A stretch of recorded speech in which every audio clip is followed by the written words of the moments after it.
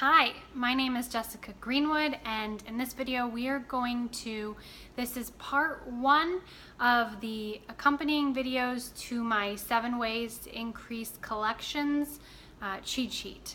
So if you don't have that cheat sheet, go ahead and click on the link that accompanies this video and you can download the cheat sheet. And if you do, today we're going to go over point 1 of the cheat sheet, which has to do with catching up your EOB entry.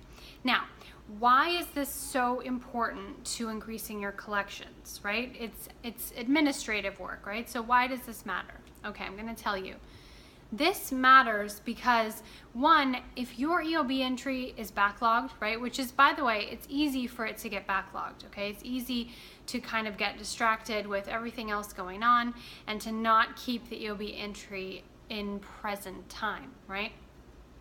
So one, you can't get accurate reporting, right? So if you go to pull the accounts receivable, if you go to try to see what's going on with a particular patient's account, it's not necessarily going to be accurate because you haven't entered the most recent information, right? So that's kind of a no-brainer. Like if your EOB entry is backlogged, you are sort of flying blind in your practice because you can't get accurate data, right? Okay, good. So the second reason is that you can't collect properly from patients if your EOB entry isn't caught up, right? So unless you know exactly what a patient is going to owe before you submit to the insurance company and your software has a way of tracking that, you have to wait for that EOB to come back to tell you what part of it is patient responsibility, right? Well, if your EOB entry is backlogged, you are sitting there basically with a stack of patient collections that you could be collecting that you're not because that information isn't entered into your software, right? So that's another really important reason why that EOB needs to be caught up. Okay, and then the third reason why this is really super important is your staff could be wasting time following up on and collecting on or trying to collect on things that are already paid, right?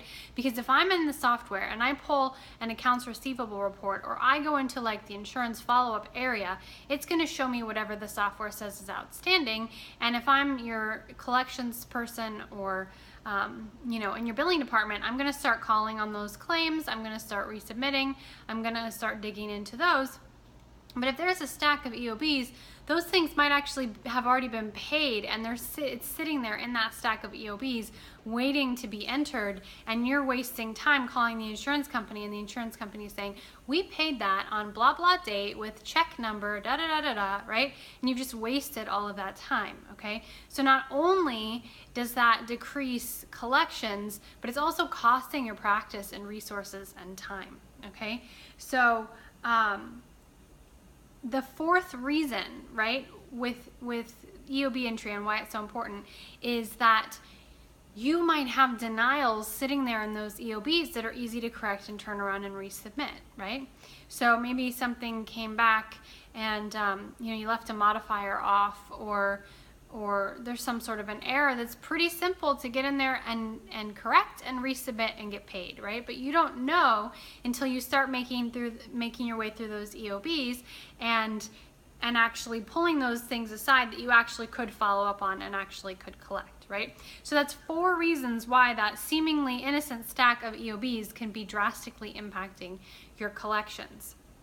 Now, I do understand sometimes, you get busy and whatnot, but you should definitely make sure by the end of each week those EOBs are caught up, right? And that includes paper EOBs that are coming in the mail, that includes EOBs that are coming in through your ERAs in your clearinghouse, or any EOBs that might be coming to other websites like Availity, etc. That you want to make sure that you're getting in there and you're pulling and you're inputting the data, right? And inputting the data properly. Really make sure that the person who is doing the EOB entry knows how to enter it properly. Okay, good. So there you have it. I will see you next video when I go over the second point of my 7 ways to increase collections cheat sheet. Bye for now.